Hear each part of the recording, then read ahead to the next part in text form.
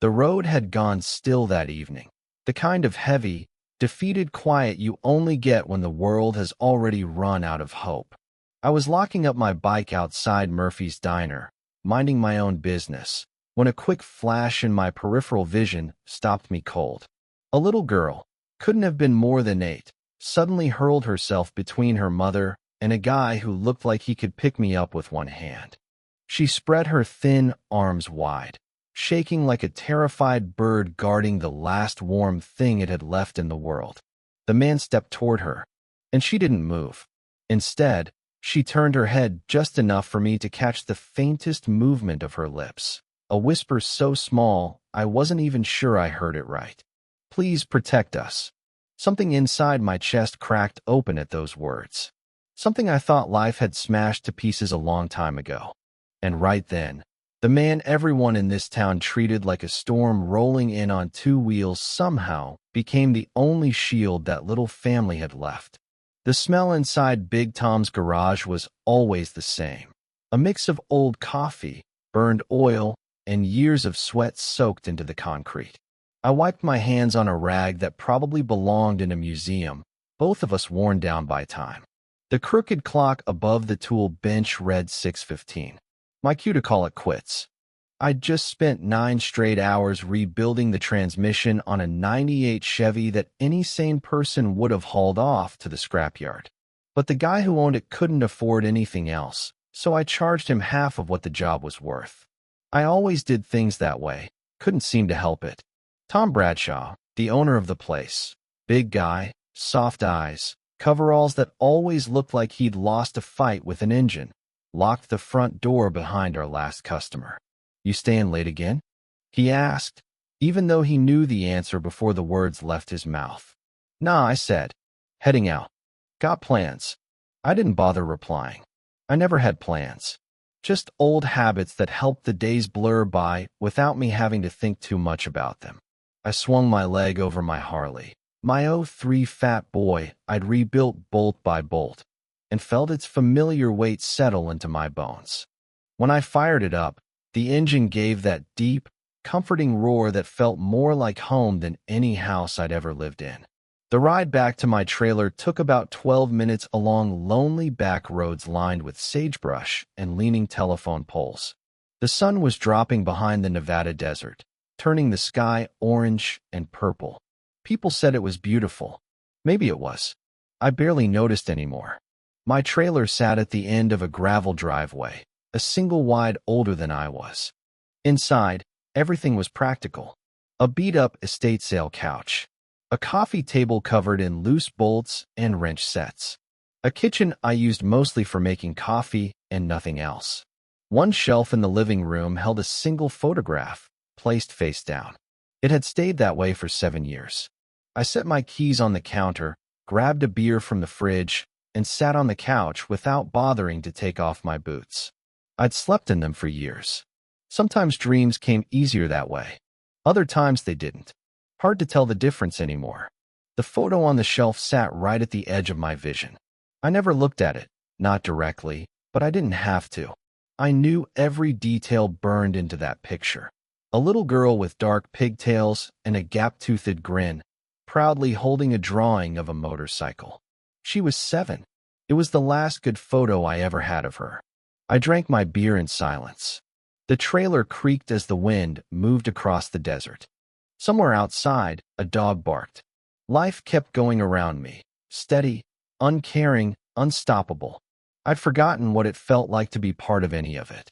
Murphy's Diner sat right on the corner of Route 50 and Adams Street, an old 1960s relic with cracked red booths and a jukebox that only played country songs from before I was born. I rolled into the gravel lot at exactly 7:30, same as I had every night for the last 3 years. Routine was the only thing that kept me upright. The lot was pretty empty. A beat-up pickup, an old sedan with a dented bumper, and near the entrance, tucked into the shadow of the building, a woman and a young girl. I shut off my engine. The woman looked about 35, thin in a way you only get from skipping meals, not from trying to look pretty. Her jeans were worn, but clean. Her jacket had been stitched up at the elbow more than once. She stood tight against the brick wall with one hand resting protectively on her daughter's shoulder. The girl wore a purple jacket that swallowed her small frame, sleeves rolled up twice just to reach her wrists. Her hair was pulled into a ponytail that leaned slightly to one side. She clutched a faded backpack decorated with old cartoon characters. They weren't watching the street the way someone waits for a ride. They were watching like prey, checking every shadow for the thing hunting them. I swung my leg off the Harley. The mother spotted me and instantly pulled her daughter closer. I saw the fear, the caution, the quick calculation every woman makes when a large man steps into view. I'd seen that look plenty of times. It didn't sting anymore. But something else caught me off guard. The tightness in the girl's posture, the way her eyes moved between her mother and the empty road, reading danger the way only kids who've lived through too much can. I gave them a simple nod, nothing more, and headed toward the diner doors. As I passed, the little girl's eyes locked onto mine. Not scared. Something else. Something that made me slow down for half a heartbeat. Recognition? Hope. Hell if I knew. The diner door closed behind me, and the world snapped back into place. Buzzing fluorescent lights, the constant smell of fryer grease and burnt coffee. Martha, the night waitress, already had a mug of coffee ready for me before I even hit my booth in the back. "Evenin', Hank," she said, using my real name like most folks in Miller's Gap did. They knew my past. They knew what I used to be. So they kept their distance, but stayed polite. "Martha," I replied. "Meatloaf special?" "Yeah." She jotted down the order and walked off. I sat facing the door, a habit I'd never shaken. One of those instincts that kept you alive back when being careless could get you killed. Through the window, I could still see the woman and her daughter. They hadn't moved an inch. Still watching the road. Still waiting for something. I lifted my coffee and told myself it wasn't my problem. Whatever danger they were running from, whatever ghost had its claws in them, it wasn't my fight. I'd learned that lesson the hardest way a man can learn anything. Getting involved only ever led to pain, to loss, to memories bad enough to make a man turn his photographs face down for the rest of his life. My meatloaf showed up a few minutes later, and I ate it the way a man chews through a memory, going through the motions, tasting nothing. Through the window, I saw the little girl inch closer to her mom. Even from inside the diner, I could tell she was cold. Evening air in the high desert drops fast and hard, like the sky just gives up holding any warmth. I finished my plate, set some bills on the table, and stood to leave. Habit. Routine. Another quiet night. That's when I noticed a pair of headlights tearing down the road. Too fast. Far too fast. A pickup truck skidded into the parking lot sideways, scraping over gravel and taking up 3 spots like the driver didn't believe in rules. The door flew open before the engine even stopped rumbling, and a man climbed out like anger had shaped itself into human form. Big guy, 6'4" at least, 260 if he was a pound, most of it hanging over a beer gut stretching a filthy white t-shirt. His face was crimson, veins pulsing at his temples. He moved with that dangerous looseness you see in drunks who aren't quite sloppy yet, but close enough to be unpredictable. I didn't know him, but I knew his kind. Men who learned early that shouting could cover up everything they lacked inside. Men who took up space because they couldn't fill silence. His voice punched straight through the glass. "There you are? Thought you could hide from me." The woman, the one I'd meet later as Sarah, pressed her back harder against the brick wall. Her hand clamped around her daughter's shoulder, trying to move the kid behind her without provoking the man. But the girl didn't budge. "I told you," the man bellowed, each word louder than the last. "You don't get to walk away. You don't get to take Emma. You hear me?" He barreled toward them, boots grinding over gravel like he intended to crush whatever stood in his path. I couldn't hear Sarah's voice through the window, but I saw her mouth moving, soft, pleading, trying to soothe a storm that only grew meaner the calmer she spoke. It wasn't working. The guy lunged for her arm. And that's the moment Emma moved. This little 8-year-old, maybe 60 pounds soaking wet, stepped out in front of her mom like she'd been born for that exact second. She planted her feet, stretched her arms out wide, and made herself a human shield against a man 3 times her size. Her entire body shook. I could feel her fear from inside the diner. But she didn't run, didn't scream, didn't step aside. Somewhere between the man reaching out and the girl standing her ground, I was already moving. I didn't remember pushing my chair back, or crossing the room, or hitting the door. Instinct kicked in, the old kind I tried to bury. The kind that didn't wait for permission. Outside, the guy stared down at Emma with the kind of disgust that curdles a man's stomach. "Get out of my way, you little." "Step back." My voice cut across the lot, sharp enough to slice through his anger. I didn't have to shout. Experience did the talking for me. He turned and looked me over. I watched it happen, the scan of the vest, the patches, the scars, the steady eyes that didn't flinch from trouble. For a moment, a spark of reason flashed across his face. Then pride stomped it out. "This ain't your business, old man." "It is now?" I stepped between him and the 2 people he was trying to hurt. Not threatening, not showy, just there. A wall made of leather and years I didn't care to relive. "You even know who I am?" he demanded. "You know what I'll do?" "Don't care." That answer hit him harder than any punch I could have thrown. He expected chest pounding and threats. Instead, he got 3 words that told him he didn't matter. "They're mine," he snarled. "That's my family. You got no right. Walk away." "Or what?" I didn't bother answering. My stance told him everything he needed to know.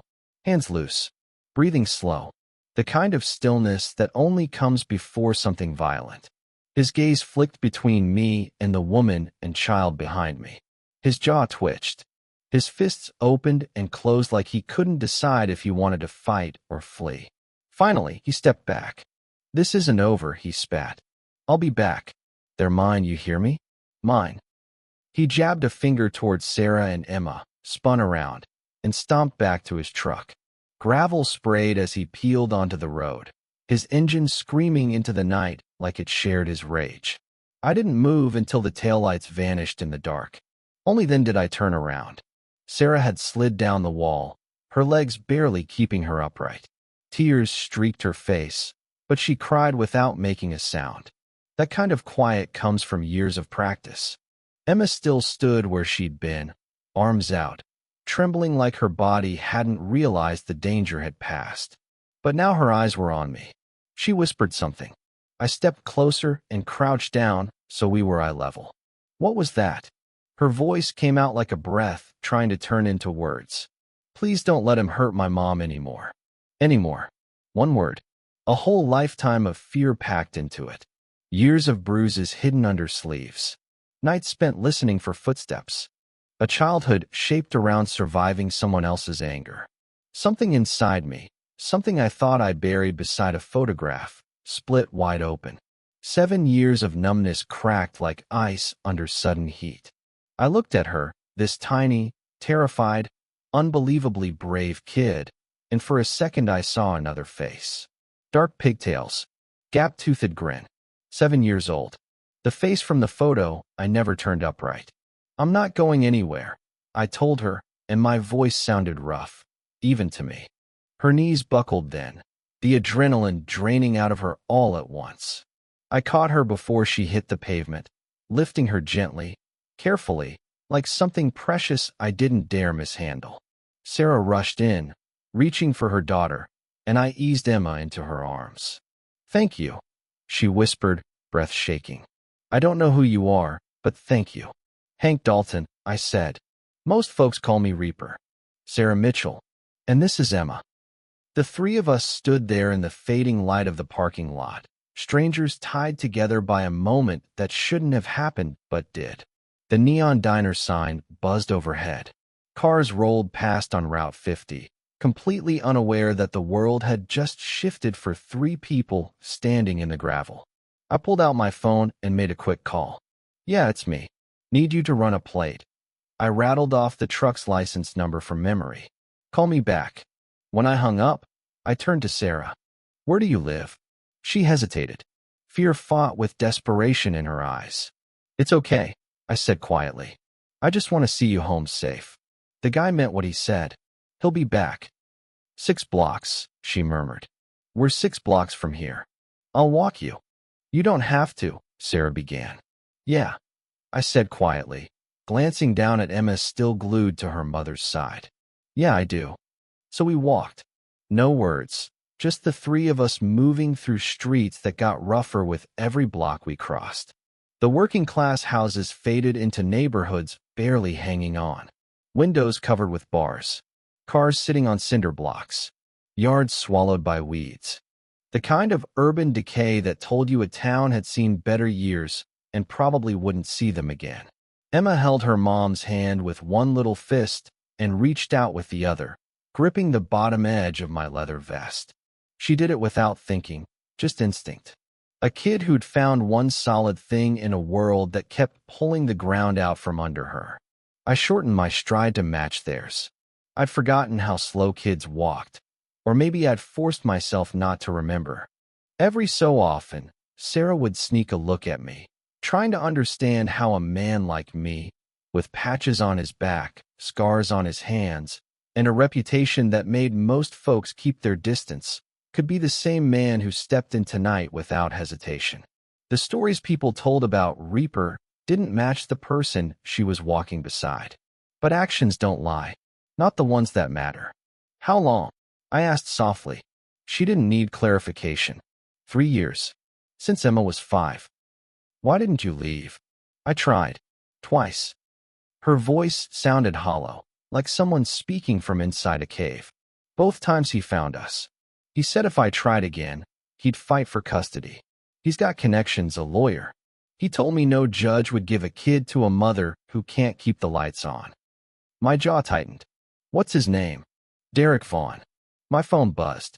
I pulled it out, glanced at the text, stored the details in my memory, and pocketed it again. He's got a record, I told her. 3 domestic calls, 2 DUIs, 1 assault charge that someone swept under the rug. Means he's got buddies in the system, but not enough to make him untouchable. Sarah froze. How do you already know that? I made a call. She stared at me. Who are you? I met her eyes. Someone who can help, if you'll let me. We started walking again. Emma still hadn't let go of my vest. Their house sat at the far end of a dead-end street. A single-story place with peeling paint and a chain-link fence that leaned inward, like even it had given up. The yard was mostly dirt.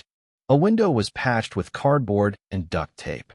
Sarah tried to unlock the front door, but her hands shook so badly it took 3 tries before the key finally slid in. Inside it was worse. A hole in the drywall near the kitchen. Furniture shoved against walls like barricades. A door barely hanging on its hinge.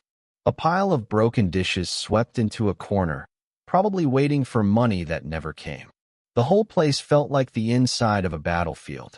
I stood in the middle of the living room and felt an icy kind of rage crawl up my spine.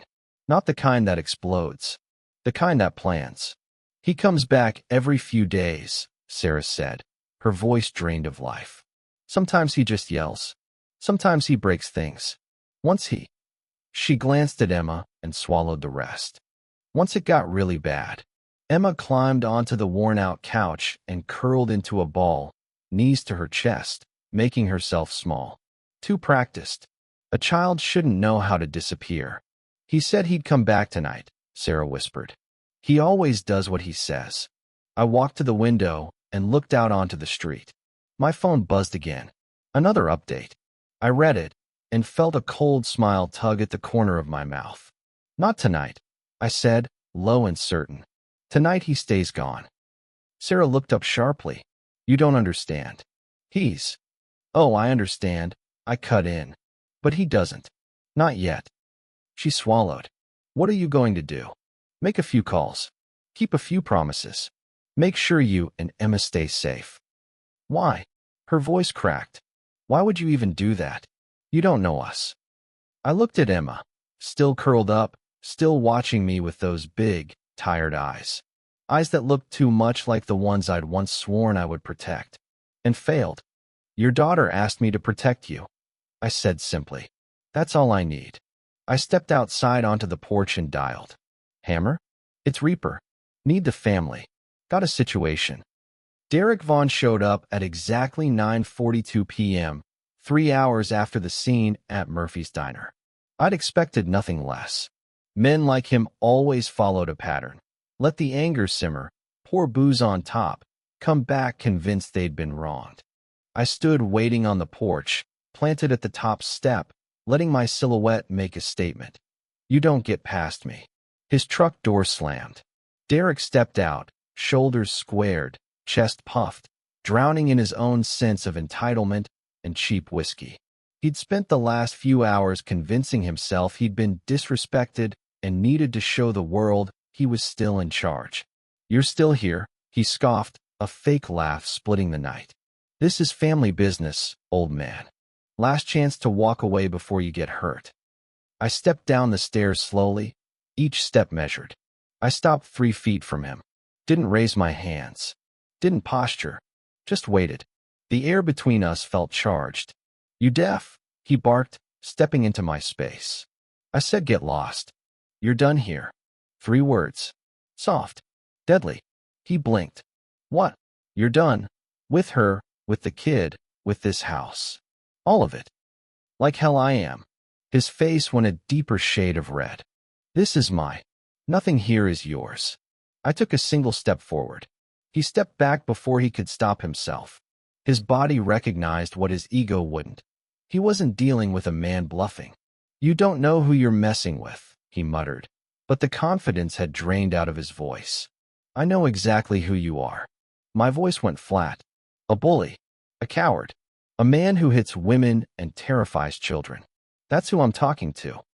I'm calling the cops, he stammered. I got rights. Go ahead, I said, lifting my phone. Wanting to dial for you?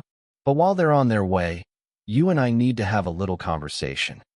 I stepped in closer, and Derek's first instinct was to back up again, but pride pinned his feet to the ground. Take a good look at Sarah's bruises, I told him, keeping my voice low and even. Look at the fear in that little girl's eyes.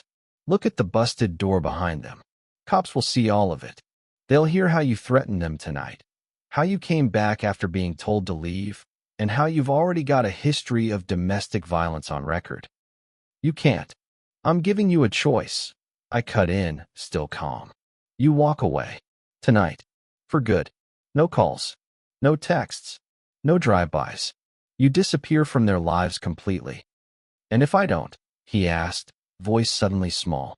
I let the silence stretch. The desert around us felt endless, empty, and cold, like it was waiting. Then things get complicated, I finally said. He tried to stare me down, tried to dig for some advantage, but men far more dangerous than him had taken their shot at me before. Lifers. Enforcers. People who lived by violence, not people who practiced it on weaker targets. Compared to them, Derek was a scared kid holding a stick. His phone buzzed in his pocket. He pulled it out, glanced at the screen, then his face drained of color. Who said you could check your messages? I asked softly. Nobody. Read it. His hands were shaking as he opened the text. Whatever courage he had left evaporated right there on the spot. How did you? He looked up at me, real fear breaking through the alcohol haze. Who are you? Someone with friends, I said. Someone with reach. Someone who keeps his word. I tilted my head a little. And that message should have explained exactly what happens if you show up again, or if you contact either of them, or even think about Sarah or Emma harder than you should. Got it. He got it. The text spelled out everything. Names, addresses, habits, places he thought were secrets. Where he worked, where he slept, where his mom lived, where his brother drank. A single, unmistakable message. You're visible. You're vulnerable. You're outmatched. This isn't legal, Derek whispered, trembling. Neither is what you've been doing, I said. His phone buzzed a second time. He read the new message, went even paler, and swayed a little. Get in your truck, I told him quietly. Drive away. Don't come back. This isn't over, he muttered weakly. Yeah, I said. It is. He wanted to argue, wanted to puff up his chest again, wanted to salvage a shred of dignity. But his phone kept buzzing. Each new notification stripped another layer of false confidence off him. He climbed into the truck. As he turned the ignition, I pulled out my phone and made a call. Yeah, he's leaving now. Make sure he keeps going. Derek heard that. Through the open window, I watched the realization settle in his eyes. He checked the rearview mirror, and that's when he finally noticed the motorcycles. 3 of them, parked in the shadows down the block. Engines cold, riders mounted. Waiting, watching, a silent wall behind me. He put the truck in gear, drove off. The bikes followed, slow and steady, making sure he understood the escort wasn't optional. I stood in the street until every taillight, every shadow, every echo of engines was gone. Behind me, the front door creaked open. Sarah stood there, Emma tucked close against her side. Both looked at me with a mix of hope, confusion, and disbelief, like they weren't sure what reality they were standing in anymore. Is he gone? Sarah asked, voice barely a whisper. Yeah, I said. He's gone. For good. I turned toward them. I made some calls. Pulled in the right people. Derek's gonna learn that anywhere he steps in this town, someone's watching. Every bar, every workplace, every friend's house. He'll feel eyes on him all the time. He'll learn the hard way that touching you too has consequences way above his weight class. Sarah swallowed. Who are these people? Family, I said, almost like the word summoned them. The night filled with the low thunder of motorcycles. Not 3 this time. Dozens. They came from every direction, north, south, east, west, rolling into that little dead-end street like a storm made of chrome and engines. Headlights cut through the dark. Exhaust rumbled in synchronized waves. Steel glinted under the street lamps. The Iron Shepherd's MC had arrived. As the bikes pulled in, I counted 43. They filled the street, the yard, even the sidewalk. Men stepped off their bikes with practiced movements, every one of them wearing the same death's head patch I wore. Gray beards, tattooed arms, hands shaped by work and years. Hammer, the club president, walked up to me. 60 years old, built like a bridge support. He grabbed my hand in a firm clasp. Brother. Hammer. That was all either of us needed. 30-plus years of history lived between those 2 words. Funerals, fights, rides, and scars we didn't talk about. Hammer looked at Sarah and Emma standing in the doorway. At the broken window. At the fear still clinging to them. His jaw set. This them? He asked. Yeah. The man. Gone. For now? Hammer gave one slow nod. What do you need? Protection. Rotating watch. Make sure he gets the message. Done. Hammer turned and raised his voice. Listen up. 2-man teams, 4-hour shifts. This house is now club property. Nobody comes near it without our approval. Clear? A roar of agreement rolled through the group. Axel, Marcus, your first watch. Take the corner. Log every vehicle. Plates, photos, everything. Wrench, Jake, you're on standby. Anything happens, you roll. The brothers moved instantly, years of routine snapping into place. Sarah stood motionless, overwhelmed by the spectacle of 40-plus bikers organizing around her tiny home. Emma clung to her side, eyes wide. I approached slowly, understanding exactly how this might look to someone outside the life. They're here to help, I said softly. Not to scare you. I don't understand, Sarah whispered. Why would they do this? They don't even know us. Your family now, I said. How? We just met you. Emma tugged on the edge of my vest again. I looked down at her. Are they all like you? She asked quietly. What do you mean, kiddo? Protectors. Something inside me twisted tight. This little girl, who'd spent years bracing for hits and hiding from screams, was trying to understand if the world suddenly had people she could trust. I knelt so we were eye to eye. Yeah, I said gently. We're all protectors. Every single one of us. And you know what? You are too. What you did tonight, standing between your mom and that man, That was the bravest damn thing I've ever seen. I, I was scared, she whispered.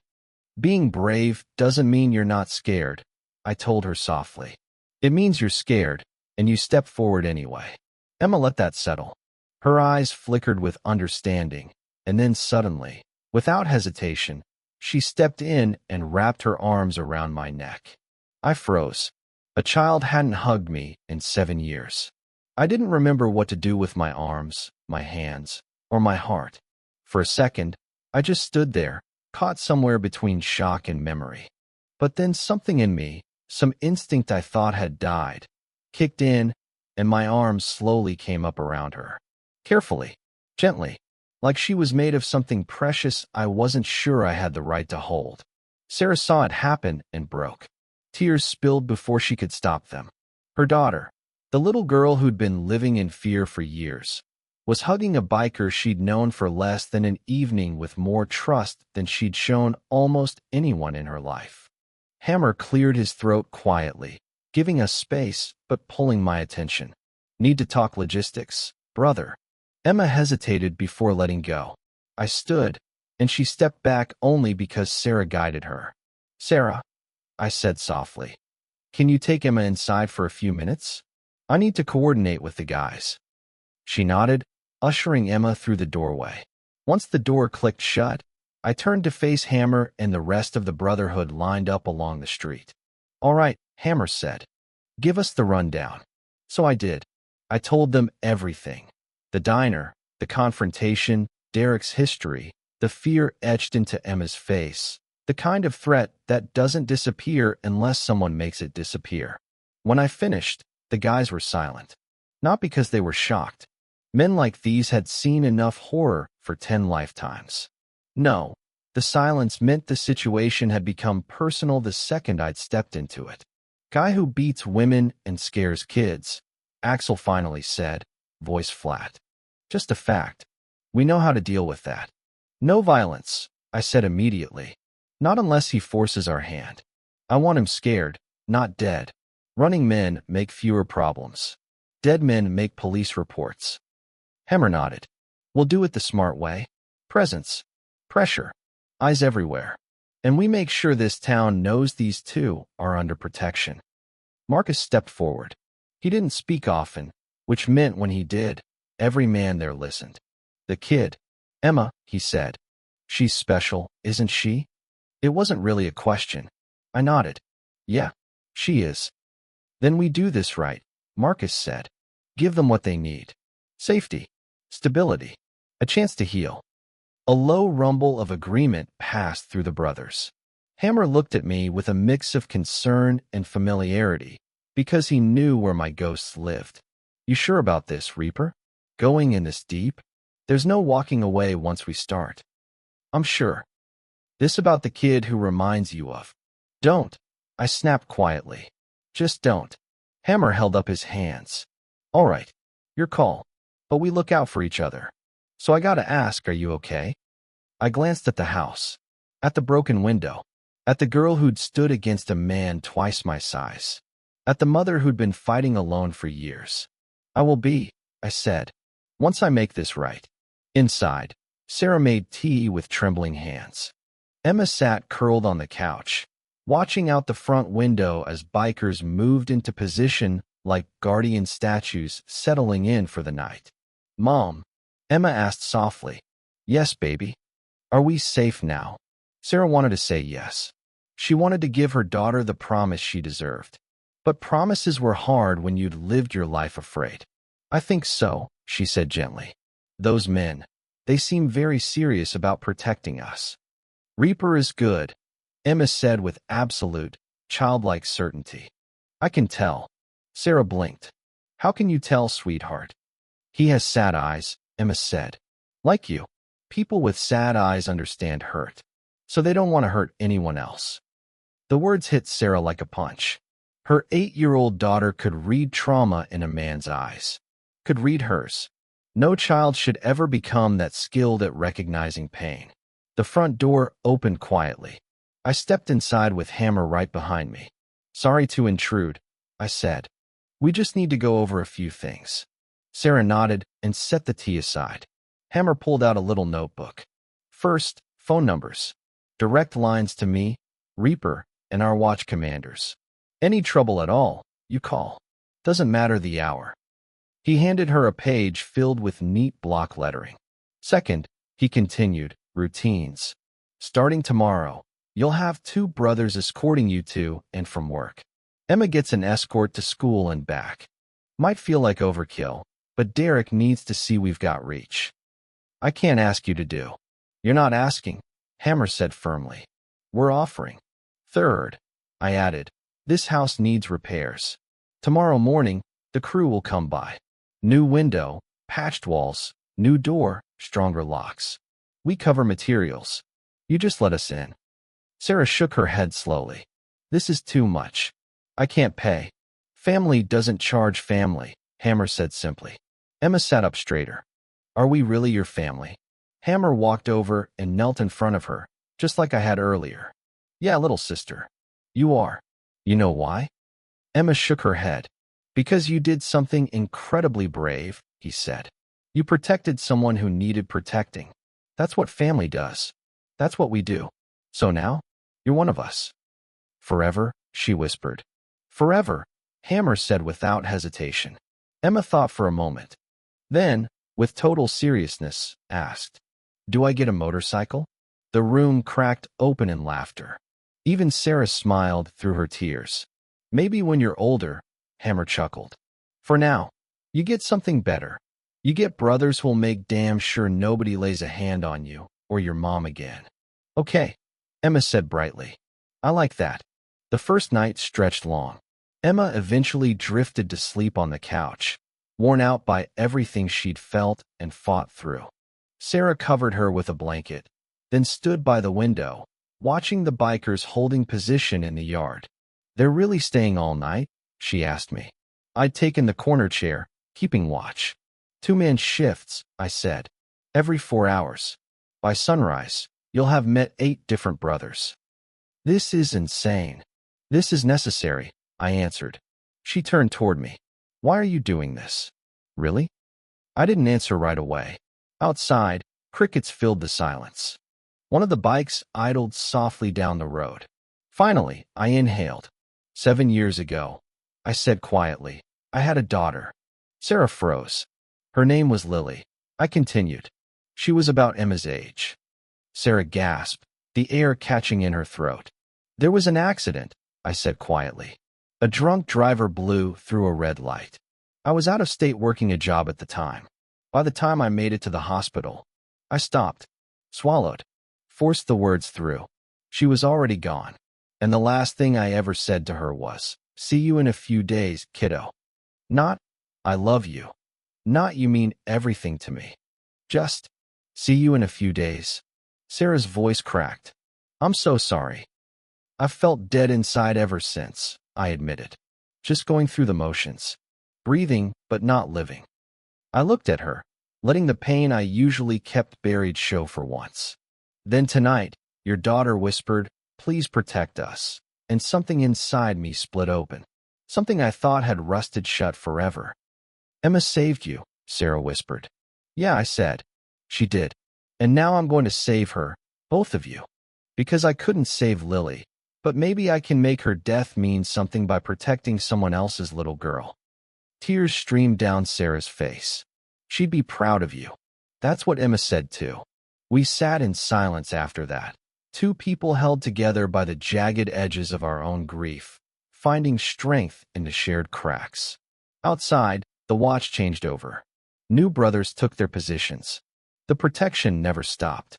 And for the first time in 3 years, Sarah and Emma slept in a house untouched by fear. Morning came through the windows like a promise, sunlight instead of dread. Emma blinked awake slowly, confused by the absence of the terror that usually jolted her out of sleep. Then she smelled something unfamiliar in their home. Coffee. And bacon? She padded into the kitchen, rubbing her eyes, and froze. I was standing at their stove, spatula in hand, doing my best impression of someone who knew how to cook breakfast. 3 brothers sat crowded around the small kitchen table, clearly finishing an overnight shift. "Morning, little sister," Marcus said, giving her a warm smile. Emma looked around, remembered everything from the night before, and a small shy smile crept onto her face. "You're all still here." "Told you," I said, flipping bacon with questionable confidence. "Family doesn't leave." Sarah emerged from her bedroom a moment later, looking more rested than I'd ever seen her. She stopped in the doorway, taking in the sight, bikers in her kitchen, her daughter smiling, an honest breakfast filling the room. Her eyes filled instantly. "Hey," I said quickly, stepping toward her. "You okay?" "I don't know," she whispered. "Yesterday we were terrified and alone, and today my kitchen is full of people making breakfast for us. I don't know how to process this." "Not people," Hammer said from the doorway. "Family." The rest of the morning was transformation. Brothers arrived with lumber, tools, paint, and materials. The broken window was replaced. Holes in the drywall got patched and rolled with fresh paint. A new solid wood door went up, fitted with a deadbolt that could withstand a battering ram. Emma watched all of it from a safe distance before Wrench crouched down and waved her over. "Come here, little sister," he said, tapping a utility belt full of tools. "Let me show you a trick." Emma approached cautiously. "Security works in layers," Wrench explained. "First layer, locks that don't budge. Second layer, lighting, outside lights so nobody can hide. Third layer, communication." He handed her a child-sized phone. "Speed dial 1 is Reaper. 2 is Hammer. 3 is whoever's on watch. Anything scares you, anything feels off, you hit one button, and we come running." "What if I'm at school?" Emma asked. "Especially at school," he said. "Already talked to your principal. She knows what's going on. She knows we're watching." Emma held the phone like it was magic. By mid-afternoon, the house didn't look new, but it no longer looked like a war zone. It looked like someplace worth fighting for. Sarah stood in her living room, staring at the transformation, and broke into quiet, shaking sobs. Not sadness, relief. The kind that collapses your knees when you've carried too much for too long. I found her in the kitchen, wiping her face. "Too much?" I asked softly. "It's perfect," she whispered. I don't know how to accept help. I've been alone for so long." "You're not alone anymore. I don't know how to trust this. How to believe it's real." "One day at a time," I said. "That's how we all do it." 3 nights later, Emma found me sitting alone on the porch close to midnight. She should have been asleep, but nightmares still pulled her awake sometimes. "Couldn't sleep?" I asked as she climbed up beside me. "Bad dreams," she said. "Yeah," I nodded. "I get those too." We sat quietly. Down the street, 2 brothers kept their posts, close enough to be seen, far enough to feel normal. "Reaper," Emma said after a while. "Did you ever protect anyone like us before?" My jaw tightened. I'd known this question was coming. "Yeah," I said quietly. "Once." "Did they get safe too?" "No." My voice came out rough. "They didn't." Emma looked up at me with eyes far older than her years. "Is that why you're good at helping us? Because you couldn't help them?" "That's part of it," I said honestly. "Who were they?" I closed my eyes. Let the question hang in the cool night air. "My daughter," I whispered. "Her name was Lily." Emma waited, patient and gentle. "There was a crash," I continued. "Drunk driver. I was out of state, too far away. I got the call that she was in the hospital, but by the time I got there, I swallowed hard. She was already gone, 7 years old, and I wasn't there for her." "That's not your fault," Emma said. "Feels like it every day." Emma considered this. Then she reached over and took my hand. Something so simple, so pure it shattered something inside me. "My teacher says that being sad means you loved someone a lot," she said softly. "And love doesn't stop just because someone goes away." I stared down at her tiny hand in mine, and the walls I'd spent 7 years building finally started to crumble. "She would have liked you," I whispered. "Lily, you remind me of her. Brave, kind, too smart for your own good." Emma hesitated, then asked, Do you think she'd be proud of you? For helping us? The question hit me like a punch to the ribs. For 7 years, I'd lived convinced I'd failed at everything that mattered, that Lily would look at who I'd become and turn away. And now this little girl wanted to know if my daughter would be proud. Emma's question sat inside me like a seed, small at first, but powerful enough to shift something in my chest. Maybe Lily wouldn't see me as a failure. Maybe she'd see a father who learned too late, but learned all the same. Maybe she'd see a man who found another little girl in danger and chose to show up this time. Maybe redemption wasn't a grand gesture. Maybe it was this: showing up when it mattered. Yeah, I whispered. My voice was shaky, but honest. I think maybe she would be. Emma leaned into me, resting her tiny shoulder against my side, and together we sat under the Nevada stars, the desert quiet, the world still turning, and something inside both of us starting to heal. The weeks that followed settled into a rhythm none of us had expected. The Iron Shepherds handled things the way only a brotherhood like that could, quietly, efficiently, and without ever asking for thanks. Sarah got a new job, one with real tips, respectful managers, and hours that didn't grind her into dust. Rent stopped being a problem. Groceries showed up like clockwork. Emma's medical checkups were suddenly covered by club insurance, which probably existed only as long as Hammer said it did. But the real help wasn't financial. The real help was community. Marcus started helping Emma with homework, teaching her math through bike parts and real-world problems. Wrench taught her about engines and let her tighten bolts for practice. Jake took her to physical therapy, easing her into strength she didn't know she had. Hammer checked in daily, always with that gruff gentleness that made Sarah feel supported, not supervised. And me? Somehow I became more than just the guy who stepped in at the diner. I became part of their lives, part of their routines, part of their family. Not because anyone named it that, but because of 1,000 tiny moments. Fixing Emma's bike chain, cheering like a fool at her school play, sitting with Sarah at 3 a.m. when nightmares chased her awake, teaching Emma how to throw a punch, just in case, and laughing when she punched harder than expected, making pancakes every Saturday morning, each attempt worse than the last, showing up, staying, being the steady presence they'd always deserved. I didn't plan any of it. It just happened. And before long, Emma looked at me like a father, and Sarah looked at me like something she didn't dare name yet. One evening, Sarah stepped outside and found Emma in the yard with me, both of us elbows deep in grease. Emma was learning carburetors and loving every second. No, little bit. That one turns counterclockwise, I told her, tapping the screw. Trust me, I've rebuilt this bike about 40 times. Why so many times? She asked. Because I keep breaking it, I said. I'm better at theory than practice. But you have an engineering degree. From MIT, sure, I said with a shrug. Doesn't mean I've got any sense. She burst into giggles, and I smiled, really smiled. Sarah watched us, and something soft and complicated crossed her face.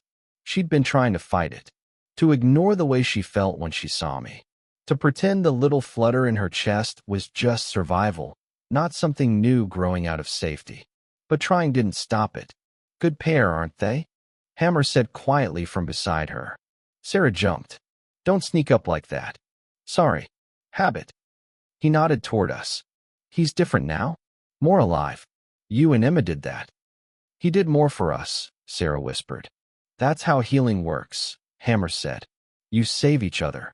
Sarah let that sink in. She'd been broken. I'd been broken. And somehow, inside all that wreckage, something hopeful had taken root. The club's got a thing coming up, Hammer continued. End of summer. Big cookout. Families invited. You two should come. We're not really. You are, he said. Look at him. Really look. Sarah did. And it changed everything. I was kneeling beside Emma, my scarred hands guiding her smaller ones. My voice was soft, my expression unguarded. My whole posture, fatherly. He's been dead for 7 years, Hammer murmured, walking around like a ghost. Then Emma whispered, protect us, and something woke up. You gave him purpose again. I don't know if I'm ready for. Nobody ever is, Hammer said. You just show up and put the work in. Same as anything worth having.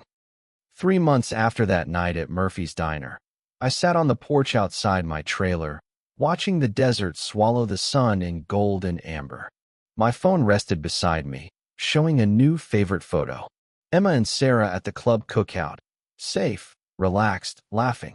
Beside it, for the first time in 7 years, stood Lily's picture. Not face down, not hidden, but upright, honored, gap-toothed smile, dark pigtails, age 7, forever 7.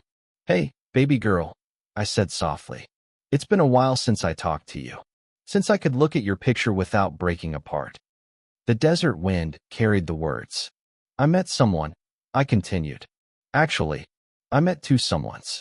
A little girl named Emma and her mama, Sarah. Emma's the age you'd be now. She's brave, kiddo. Brave in a way that scares me sometimes. I picked up the photo, holding it like it might dissolve. I couldn't save you.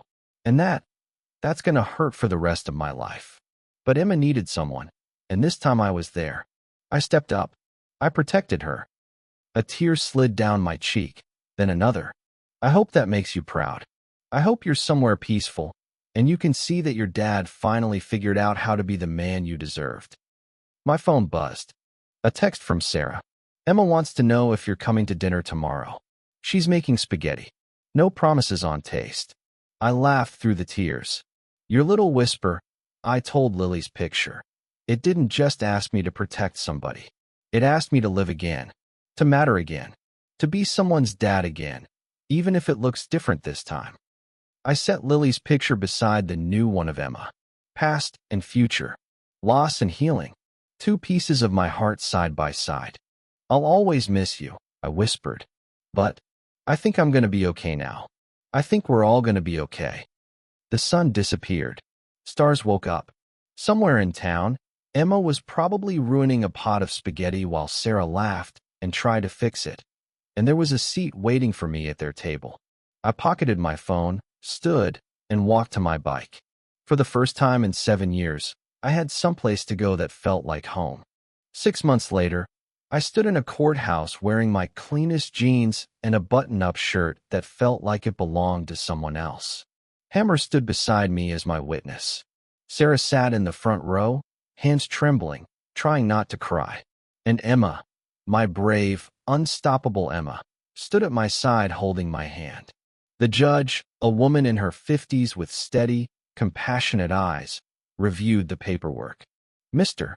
Dalton, she said, looking at me over her glasses, do you understand that guardianship is a serious responsibility? That Emma's welfare becomes your legal obligation?